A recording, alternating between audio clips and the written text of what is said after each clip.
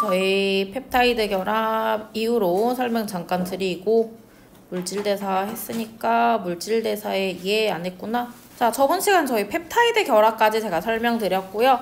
자, 그러면 우리가 결국 단백질은 무엇에 따라 아미노산의 수, 어떠한 아미노산이 몇 개로 또는 어떠한 종류의 아미노산이 그리고 이 아미노산의 배열 순서에 따라 자, 그래서 우리가 단백질은 결국 폴리펩타이드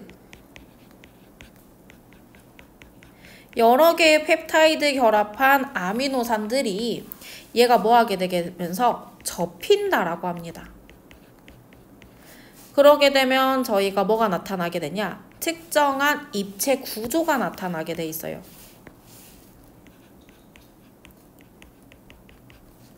이 입체 구조에 따라 단백질의 기능이 결정된다 라는 것까지 기억해 주시면 됩니다. 이 폴리펩타이드 입체 구조가 바로 단백질의 기능을 결정합니다. 이 폴리펩타이드는 뭐에 의해서? 방금 설명드린 요 친구들에 의해 가지고 결정되는 거겠죠. 자, 요거 정리해 주시고요. 저희 물질대사의 동화작용과 이화작용 확인하고 그 다음에 세포과 연소에 대해서 설명드리면서 ATP, ADP까지 설명드리도록 할게요. 자, 저희 물질대사에서 동화작용 먼저 볼 건데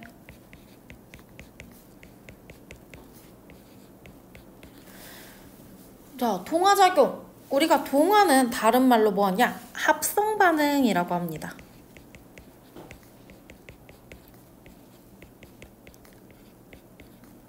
합성이라는 거는 물질을 계속해서 뭐 하는 거야? 더하는 반응이야.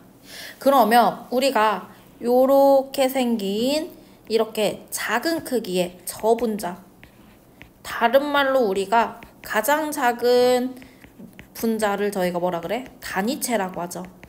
그래서 단위체나 저분자들이 모여서 이렇게 쭉 연결된 고분자 화합물이 되는 거, 이거를 우리가 뭐라 하냐? 동화작용이라고 합니다. 자, 그러면 이때 에너지를 뭐 하게 되냐? 흡수하게 됩니다. 그래서 저희가 이 반응을 저희가 다른 말로 흡열 반응이라고 해요.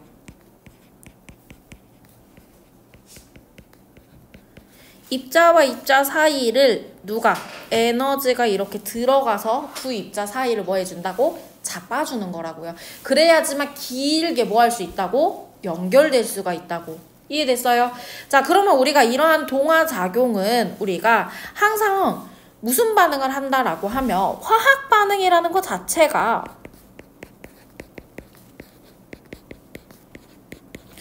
A 플러스 B가 C 플러스 D다 라고 나타날 때 화살표를 기준으로 왼쪽에 있는 걸 우리가 뭐라 그래 얘들아? 반응물이라고 합니다. 이거 중3 때 배울 텐데 자, 중3 1학기에서 나왔을 텐데 오른쪽에 있는 걸 뭐라 그래? 생성물이라고 해요.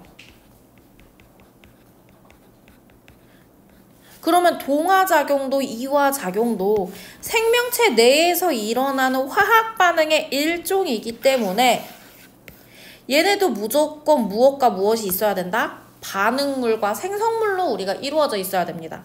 자, 그러면 우리가 동화작용은 반응물이 에너지를 뭐해? 단계적으로 요렇게 흡수하게 됩니다. 단계적으로 에너지를 소량씩 흡수해서 최종 뭘 만드는 거? 생성물을 합성하는 거. 요게 바로 동화작용의 에너지 준위 그래프예요. 자, 그래서 이렇게 보게 되면 Y축이 뭐가 되고 에너지, X축을 저희가 시간에 따라서 그래서 시간이 흘렀을 때 우리가 반응물과 생성물의 에너지 준위 중에 누가 더 높아야 된다? 생성물의 에너지 준위가 훨씬 더 높아야 된다. 왜? 에너지를 우리가 뭐해서 만든 거기 때문에? 흡수해서 만든 거기 때문에 반응물보다 생성물의 에너지 준위가 뭐 해야 된다? 높아야 된다라고 봐주시면 돼요. 자, 그러면 우리가 이러한 동화작용의 첫 번째 광합성 있습니다. 승모가 광합성 과학식 불러봐.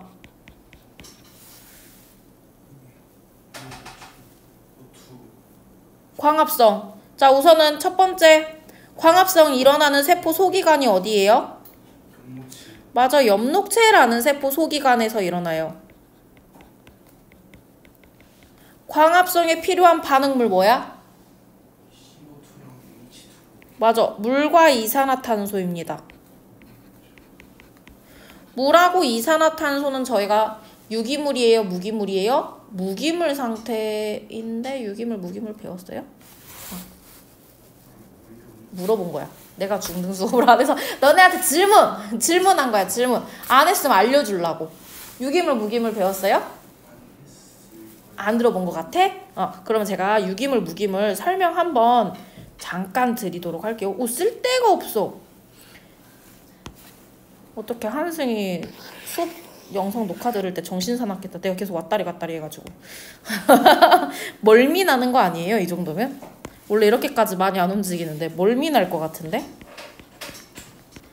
자, 유기물하고 무기물을 저희가 비교하게 되면 분자, 둘 다 분자로 많이 나타나는데 분자량이 조금 더 큰 게 우리가 유기물이고요. 무기물은 상대적으로 분자량이 뭐하냐? 작다라는 특징이 있습니다. 자, 그러면 우리가 뭘 유기물이라냐? 유기물의 정확한 정의를 확인하면 되는데 우리가 예전에 유기물은 뭐라 표현했냐? 생명체를 구성하는 물질이라고 표현을 했어요. 근데 우리 사람은요, 가장 많은 게 뭐야? 물. 그 다음 뭐야? 단백질. 그 다음에 지방. 그 다음에 무기염류, 핵산, 탄수화물. 이 순서로 되어 있단 말이야. 그러면 얘들아, 물하고 무기염류가 우리가 질량이 커요, 작아요? 물은 분자량이 18밖에 되지 않아요. 근데 포도당은요 180이에요.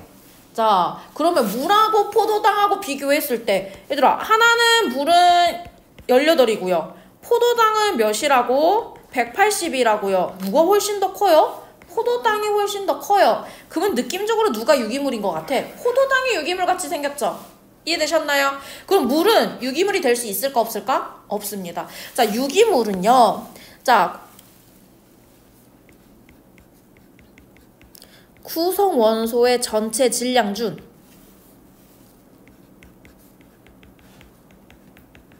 유기물을 구성하는 원소의 전체 질량 중 누구랑 누가 주인공이냐? 탄소하고 수소가 주인공입니다. 탄소하고 수소가 차지하는 질량이 50% 이상인 경우 요거를 우리가 뭘 안다? 유기물이라고 합니다. 그럼 봐봐 얘들아.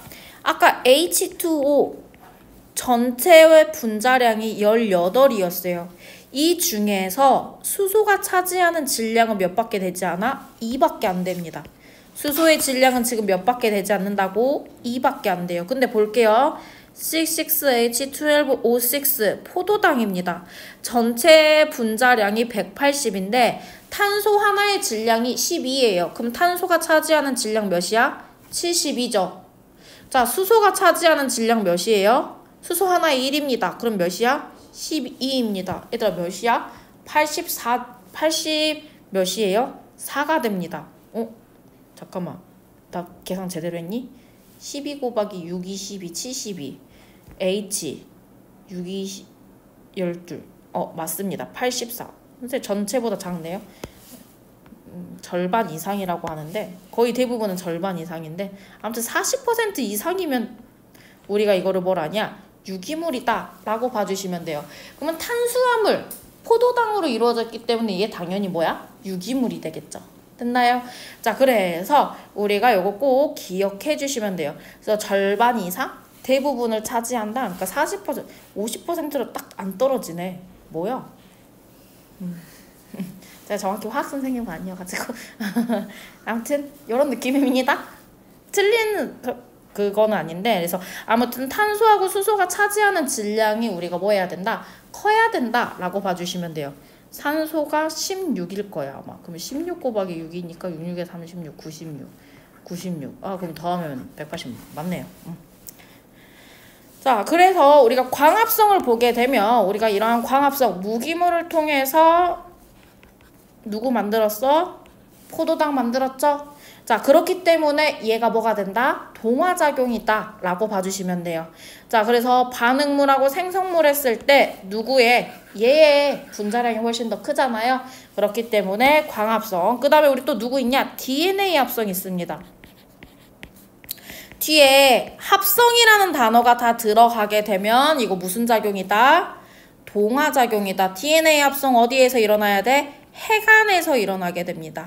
DNA를 우리가 뭐 해야 돼? 뉴클레오타이드를 여러 개 뭉쳐가지고 얘가 뭐가 되는 거야? 폴리뉴클레오타이드 몇 가닥으로? 두 가닥으로. 그래서 우리가 몇 중 나선 구조? 이중 나선 구조가 나타나게 되면 우리가 이걸 뭐라 한다? DNA라고 부릅니다. 이해되셨나요? 그 다음에 무슨 합성? 단백질 합성 우리 앞에서 배웠어요. 요거 때문에 설명드린 겁니다. 단백질 합성하는 세포 소기관 누구라고 얘들아? 라이보솜이라고요.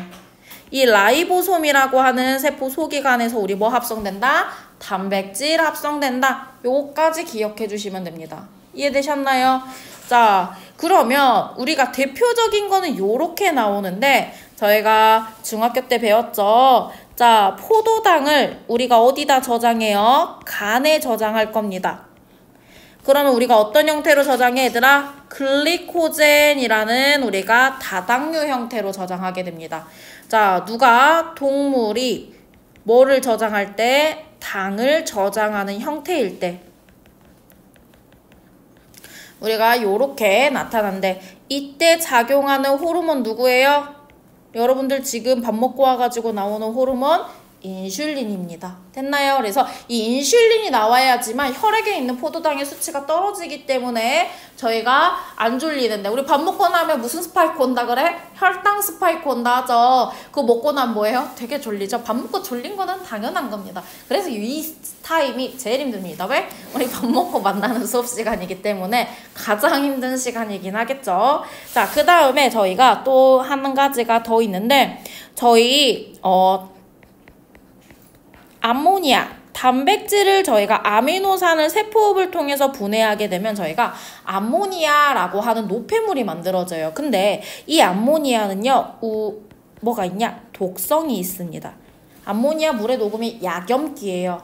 자, 그렇기 때문에 우리 몸 안에 얘가 계속 잔류하면 돼요? 안 돼요? 안 돼요. 그래서 저희가 요소라고 하는 물질로 저희가 합성해가지고 독성을 약화시켜서 저희가 오줌을 통해서 저희가 체내에 배출하게 되는데 많은 학생들이 요거를 많이 까먹으시거든요. 근데 문제 출제는 요거로 많이 나오기 때문에 저희 요거까지 같이 봐주셔야 됩니다. 자, 이게 무슨 작용? 동화작용이에요. 자, 그러면 동화작용의 반대가 있어요. 무슨 작용이라고 얘들아 이거? 이화작용이라고. 이화작용. 느낌이 오죠? 동화가 합성이래. 그럼 이화는 무슨 작용이겠어 얘들아? 분해 반응이겠죠. 하나가 합성했으면 하나는 뭐 해야 돼? 분해를 해야 될 거 아니야. 반대작용입니다. 자, 얘는 어떻게 나타나냐? 고분자 물질을 우리가 저분자 물질로 뭐 하는 거야? 분해. 그러면 얘네들이 가지고 있는 에너지들이 얘네 연결시켜주니까 이 에너지들의 연결을 뭐 해야 돼? 끊어야 되겠죠. 그럼 에너지가 그대로 있으면 돼? 안 돼? 안 돼. 밖으로 뭐 해야 돼? 나와야 돼요. 그래서 얘를 우리가 뭐 하냐? 에너지가 방출한다 라고 합니다. 그래서 우리가 이거를 방출해서 주변으로 가서 주변의 온도를 올리기 때문에 다른 말로 뭐 한다? 발열 반응. 그래서 우리 손난로 이런 것도 다 발열 반응이죠. 그러니까 우리가 따뜻해지는 거기 때문에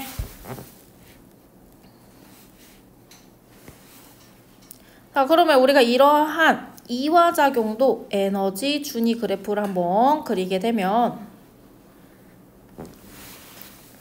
생성물이 저희가 요렇게 있으면 소량씩 답답해. 소량씩 에너지를 요렇게 방출을 합니다.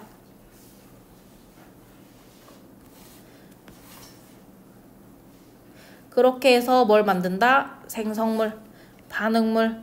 자, 여긴 누구의 에너지 준위가 훨씬 더 높아 얘들아? 반응물이 생성물보다 에너지 준위가 훨씬 더 뭐하다? 높다라는 특징이 있어요. 자, 그러면 이화작용의 대표적인 예시가 뭐냐? 첫 번째, 얘가 제일 시험에 많이 나옵니다. 얘가 주인공이에요. 세포호흡이요. 우리 요거에 대해서 저희 자세하게 볼 건데, 우리가 세포호흡이 나타나는 세포 소기관 어디라고? 마이토콘드리아요. 자, 그러면 우리가 포도당을 가지고 산소하고 결합시켜서, 얘들아, 화학반응식은 여러분들이 계수비 알아서 맞추세요.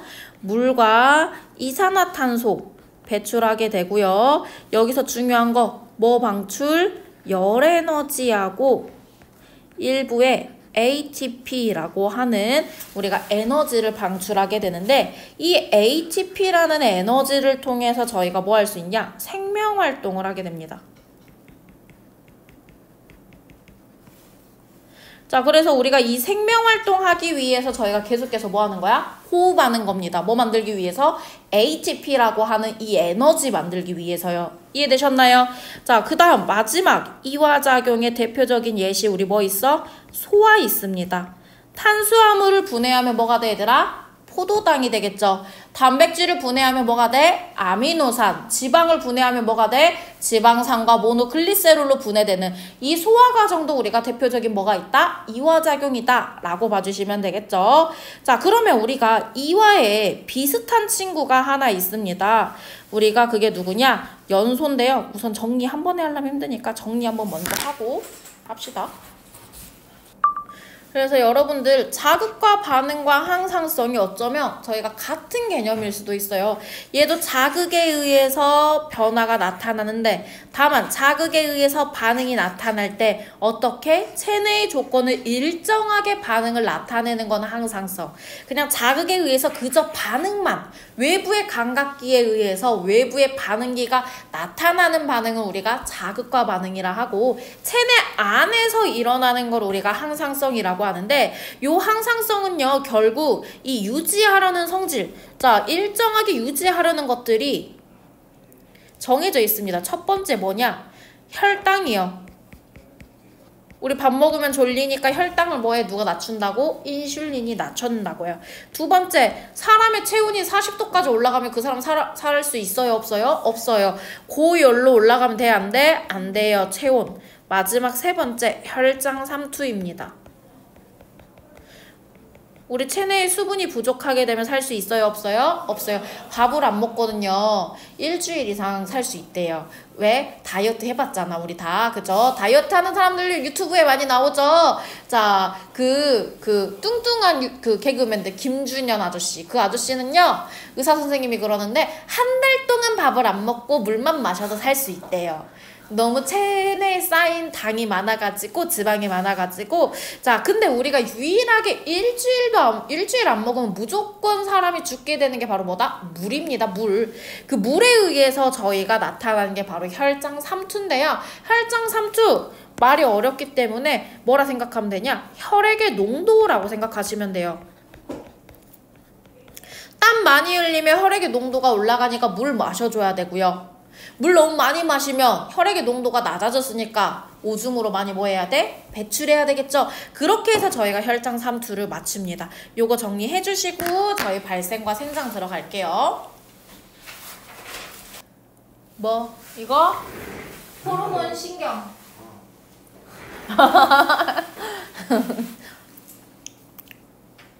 다 적으셨으니까 저희 넘어가서 발생과 생장도 볼게요.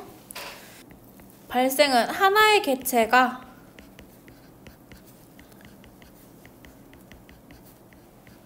뭐 하는 과정? 탄생하는 과정을 발생이라고 합니다. 근데 이 개체가 끝이어야 된다고요. 마지막 단계여야 된다고. 얘보다 더 다음 단계의 개체가 나타나면 된다, 안 된다? 안 된다라는 거예요. 그러니까 발생이라는 거는 내가 알에서 부화되어서 뭐가 되고 올챙이가 되고, 이 올챙이가 뭐가 되는 것? 개구리가 되는 것. 이것도 발생이고, 또 똑같이 알이 뭐가 되고 애벌레가 되고요. 이 애벌레가 납이나 벌이나 이렇게 곤충이 되어가는 것까지도 우리가 뭐가 된다고? 발생이 된다고. 그러면 사람으로 따지면 사람은 정자하고 무엇이 만나서 난자가 만나서 무엇이 되고? 수정란이 되고요. 이 수정란이 뭐 해가지고 난할 과정을 걸쳐서 착상되어 가지고 하나의 태아가 되는 것까지의 과정을 전부 다 우리가 뭐라 부른다? 발생이라고 합니다. 우리 이미 그래서 중학교 때 발생에 대해서 한번 배웠어요. 자, 그러면 우리가 생장이라고 하는 거는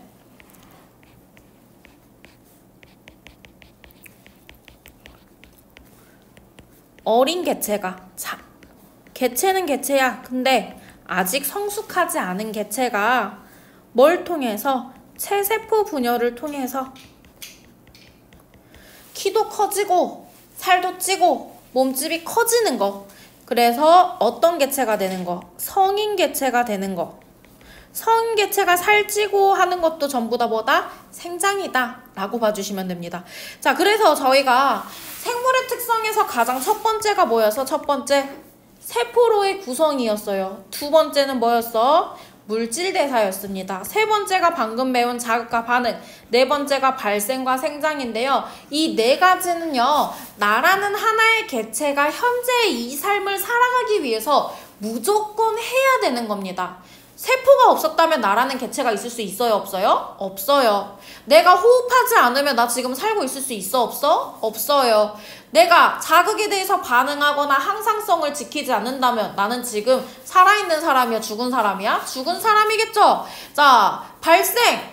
우리 엄마 아빠의 정자 난자가 만나서 나라는 태아가 되는 과정이 없었다면 나라는 사람이 이 세상에 존재할 수 있어? 없어? 없어요. 자, 내가 지금 계속 키가 커야 되죠? 지금 현재 상태로 산다는 거는 좀 약간 불편하겠죠? 인생을 살아가는 게 조금 더 커야 되겠죠? 아직 여러분들은 성장기이기 때문에 얘들아 160으로 살 거야? 여학생들 165로 살 거야? 하면 165가 조금 더 낫겠죠? 승무가 170으로 살래? 185로 살래? 하면 뭐가 더 낫겠어? 185로 사는 게 낫겠죠? 저희가 생장을 하지 않으면 조금 곤란한 상황이 조금 생깁니다. 그죠? 저희가 여기서 더 키가 안 큰다 생각해봐. 그럼 고등학교 갔을 때 나보다 어린 친구들이 아 뭐야 친구인가 친구야 하면 기분 좋아 안 좋아? 안 좋습니다. 그런 곤란한 상황이 생기기 때문에 저라는 개체가 삶을 살아가기 위해서 종종 저희가 유지하기 위해서 우리가 이거를 뭐라냐? 개체 유지 특성이라고 해요. 자, 그러면 우리가 개체 유지 특성이 있다라고 하면 종종 유지 특성이 있어요. 내가 지금 당장 하지 않아도 돼. 하지만 나라는 종을 그 다음에 후대에 내가 죽었을 때 후대에 나라는 개체가 있었다라는 거를 뭐 하기 위해서 남기기 위해서 나타나는 특징들입니다. 요거는 총 우리가 4가지가 있는데 그거는 저희가 다음 시간에 배우도록 할게요. 자, 그래서 개체 유지 특성에는 저희가 오늘 배웠던 첫 번째 무엇으로의 구성, 세포로의 구성 있고요. 자, 두 번째 뭐 있다고 얘들아? 물질대사 있다고요. 세 번째 또 뭐 있어요? 자극과 반응, 항상성도 있고, 그리고 오늘 배웠던 마지막 발생과 생장까지 요 아이들이 전부 다 개체 유지가 나타나기 위한 특성들이다 라고 봐주시면 되고요. 자, 오늘 수업은 발생과 생장에 대해서 판서하고 마무리하도록 할게요.